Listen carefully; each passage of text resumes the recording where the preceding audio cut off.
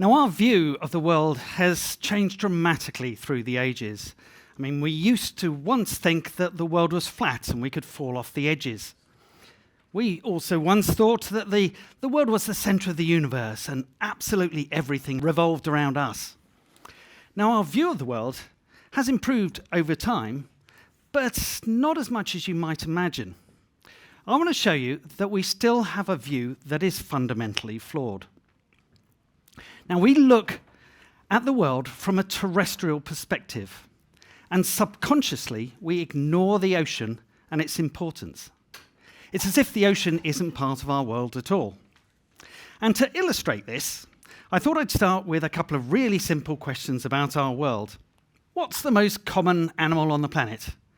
We actually asked teachers this question, but less than 5% of them could get the answer right, so I'm going to give you a clue with this illustration.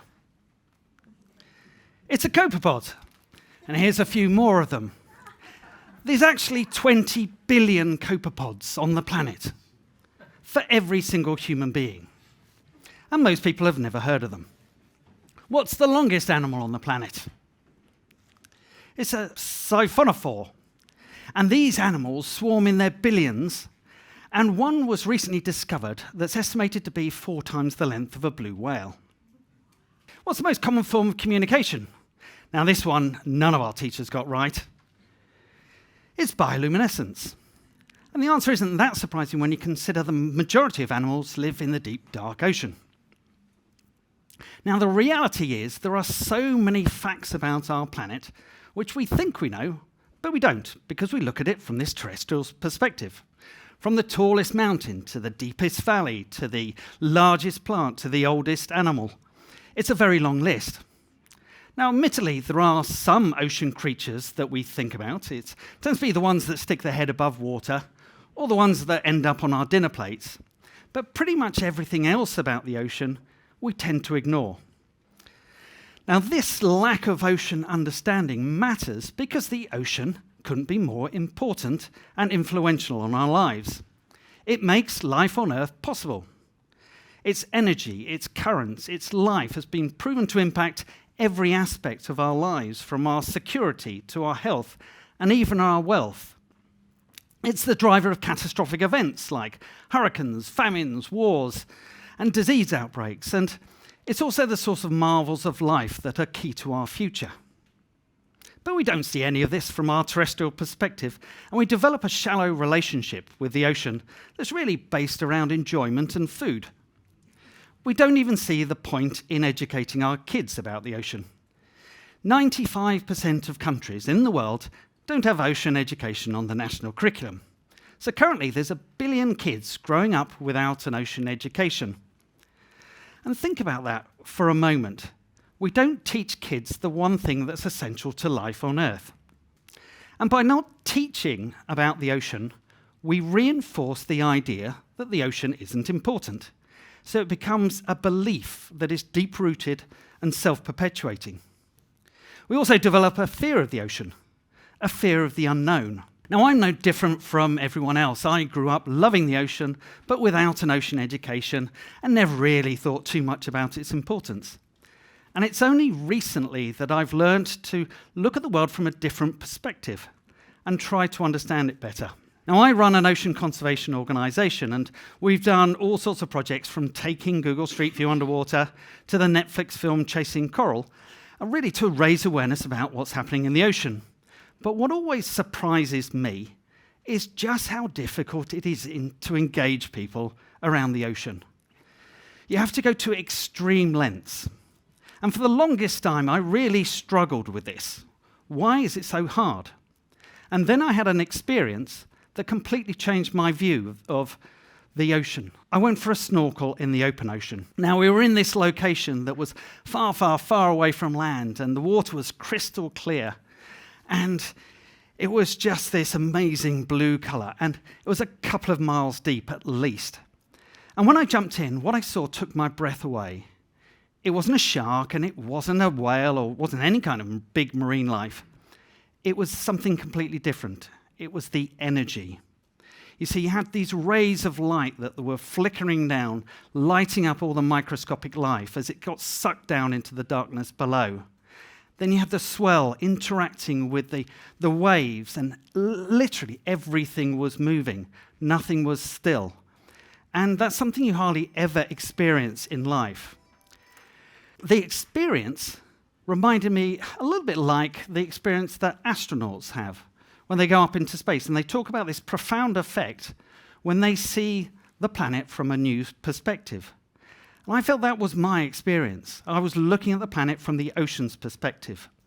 So I started calling my experience the ocean view effect, and began trying to find people who had had a similar experience. There were two groups that stuck out. One was ocean scientists, and the other one was offshore sailors. Both sometimes head out to the open ocean and occasionally jump in the water. And they lit up when I chatted to them about the ocean view effect, and they talked vividly about their own experiences. And it was these conversations that really inspired me to look into this phenomenon more deeply. And I read a book called Sea People. And Sea People was about ancient Polynesian voyagers and their view of the ocean. And it really resonated for me because it described their view. They looked at the ocean not as a body of water, but as energy, with the power to create life and to take life. They actually thought of the ocean as an actual relative, which kind of makes sense when you consider that the water in our bodies was once in the ocean. We are 60% ocean. But what was most insightful for me was that Polynesians had a different word for the ocean that was close to shore versus the ocean beyond the reef and the horizon. They called that alive, and the ocean close to shore was dead. Now, it wasn't to do with the life in the ocean. They lived off the life close to shore. But it was the energy of the ocean. And they had this different view. Now, we tend to see the ocean really from just the shore, and we almost never see its true nature. So what would happen if we accepted that we have a false perspective of our world, and we made a conscious effort to think about our world from an ocean perspective? What if we learnt about the ocean and, dare I say it, even taught ocean education? Well, for starters, we'd all understand climate change much better. After all, it is fundamentally an ocean issue. Currently, there's very little awareness about even the most basic concepts around the ocean's role in climate change. Like the dark blue ocean absorbs over 90% of the heat from climate change, and it's this energy that is powering the major impacts on land. The fact that the ocean delays the impacts on land by about 20 years. So the issue is about 20 years more advanced than most people realise. We should all have this basic understanding, and it should be driving our response. Now, ocean understanding would also help us solve the issue, and this is where it gets exciting for me.